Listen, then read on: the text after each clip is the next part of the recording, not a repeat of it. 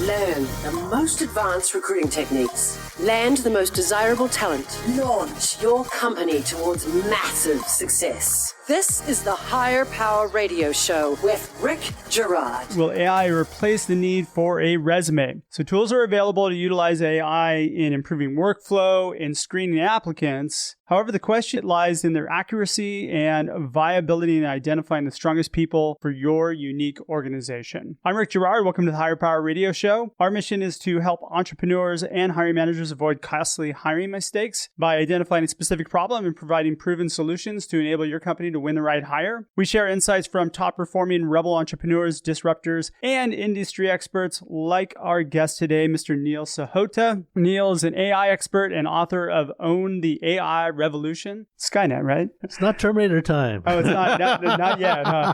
All right. Neil is an IBM Master Inventor, United Nations Artificial Intelligence Advisor, faculty at UC Irvine, and author of Own the AI Revolution. He's one of the few people selected for IBM's Corporate Service Corps leadership program that pairs leaders with NGOs to perform community-driven economic development projects. In addition, Neil partners with entrepreneurs to define their products, establish their target markets, and structure their companies. He is a member of several investor groups like the Techos Angels and assists startups with investor funding. Neil also serves as a mentor for several incubator and accelerator programs, which is what makes Neil the perfect guest for today's show. Neil, welcome to the Higher Power Radio Show. Hey, thanks for having me on, Rick. Awesome to be here. Yeah, I'm so happy to finally get you on the show because we met socially quite a few times, and every time I'm pinning you down, come on the show, we'll have some fun. We're going to talk about all things AI. What is it and how does it help with hiring? Why it's important today. I'm sure it's probably more helpful today than it was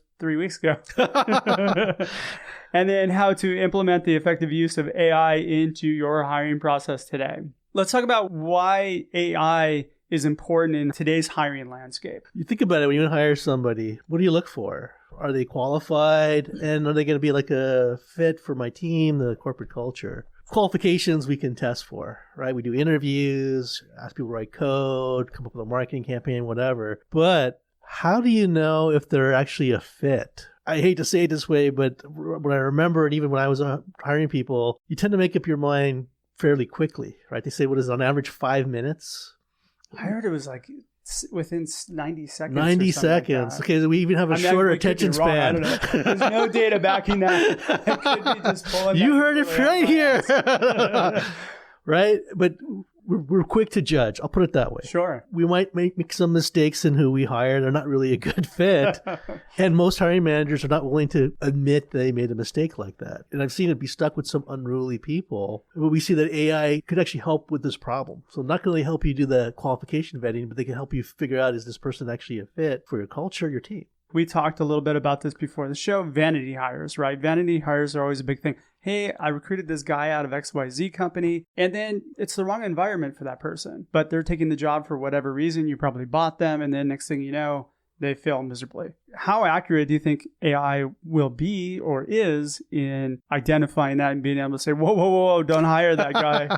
He's just completely wrong. We've seen some actually good results so far. Whether we like to acknowledge it or not, AI is actually a pretty good judge of character. And there's a lot of AI tools out there that have been taught like psychology and can do psychographic profiling and say, based on their personality and the way we interpret the work style, whether it'll actually fit in or not. Interesting example. So O'Melveny, are you familiar with O'Melveny? They're, I think, a law firm, right? Yeah, they're one of the biggest law firms. They call them the mega firms. Okay. International, multi-billion, right? They do what a lot of the mega firms do when it comes to recruiting. They look at the top 20 law schools in the U.S. They look at like the top 5, 10% of the class, and they try and hire from there. They cherry pick. They're actually right now have changed up their recruiting process. So now, like if you're a law student and you want to try and work at O'Melveny, there's no really like info session or these interviews or anything like that anymore. It's like, if you want to come work here, here's a link. You got to register and you're going to play this game run by an AI. And the AI was done in partnership with O'Melveny and a company called Pymetrics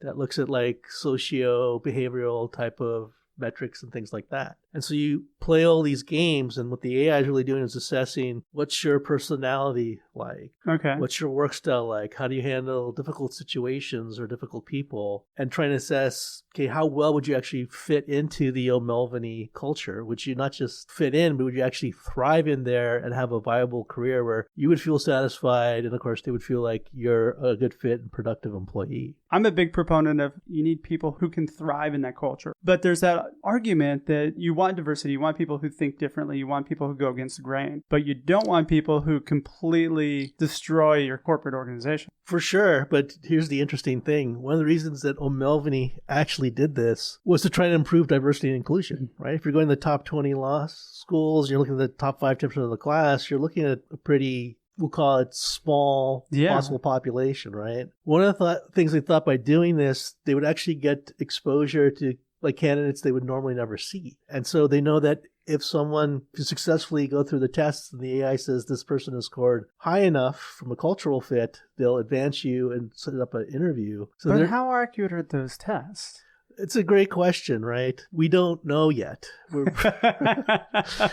probably need about 3 years worth of data to see how well it works and see that people get hired in, how good of a fit they are. And what the attrition rate looks like. Yeah, because there's legitimate concern about, well, what do you consider a good fit? And is that, only white men or people on the older side or whatever it might be? Is there some implicit bias in there? All right, you're listening to the Higher Power Radio Show. I'm your host, Rick Girard. And for our podcast listeners, we're going to take a quick educational moment for our sponsors. So find out more about what we do at stridesearch.com. There you'll find additional content and resources to help you win great hires. Today, our guest is Neil Sahota. Neil is the author of Own the AI Revolution, and he's an AI expert, so we're going to take advantage of that. So how do we start leveraging AI? Where is it useful now? Or you need 3 years of data? I will give you the typical MBA answer of it depends. You got to remember that when it comes to AI, it's not necessarily a one-size-fits-all. So like in the O'Melveny case, they had to have an AI that learned about their corporate culture and their work style to make that kind of assessment. And it probably knows it better than they do. Quite possibly. I suspect, I don't know, or at least publicly they're not saying, that they probably found some surprising things out about their culture. I find a lot of times you go into a company and what the leaders think the culture is very different than what the rest of the organization feels the culture is. And a lot of times they don't even know what their corporate values are. Or if you work in a large organization, like I used to work for IBM, there were actually a lot of subcultures within the company. Yeah, each group has its own culture, right? Yeah, and so we've actually seen people trying to create tools that it's not just corporate culture, but it's actually even team culture. And so even just based on the people on your team, try and figure out how the jigsaw could fit in if you hire somebody in based on their kind of work style, their ethics, their personality. So it seems to me like where it's viable right now would be primarily in identifying people who might potentially fit your organization or automating the workflow. Any other areas? Well, I think sourcing the workflow, even like maybe it's part of the workflow, but like answering basic questions, I think it's Zor AI has built recruitment communication tools. If you have a potential candidate and they have questions about the role or the job, rather than have to wait to talk to an HR person or get an email back, they can actually talk to this AI tool to understand more about the job and ask questions about it, understand where they actually are in the process. You put a job posting out, you get 1,000 people applying for it. You can't talk to all of them. But with an AI, you can put things in the job posting that let the cream rise to the top. And for sure. And we know, or maybe most recruiters, hiring managers, HR folks know that finding good candidates is tough, right? Because where do you think the best candidates actually are? Working, yes, right? How do you get those They're guys? not updating their resume. They're getting shit done. That's right. Yeah. That's so very true. Right now, with the current landscape, there are going to be people that are displaced. You're still going to get a flood of even more resumes as you're posting. The challenge that I see is that if you're utilizing AI to screen all those people, you're going to get a lot of false positives and false negatives based on a resume. Can we eliminate the resume? I think ultimately that is going to happen. God, I hope so. I hate resumes. You don't find resumes accurate? No, Rick? It's like you can look at 100 resumes. They all seem to blend together at the same time. I think, and this is one of my big things about we're used to thinking about automation rather than innovation. Historically, someone applies for a job, we look at resumes, right? And we know, okay, there's a certain liberty with the truth in them. So that would be automation. Innovation would be eliminating the resume. Right, but how do we do that? We've created nice keyword searches, and we have tools that can kind of these, they're all automation. What if we don't actually need a resume anymore? What if just based in on your LinkedIn profile or your tweets or just public information about you that it's really hard to really disguise who you are, people can actually assess, you have an AI can actually assess your psychographic profile as well as determine some skill sets, like how good of a communicator is this person? Based off of content, your social footprint. Right. What if you don't have one? There's a lot of people out there that don't have one on purpose that are actually really good. They just don't have time to deal with it. They're busy working, right? They're getting shit done.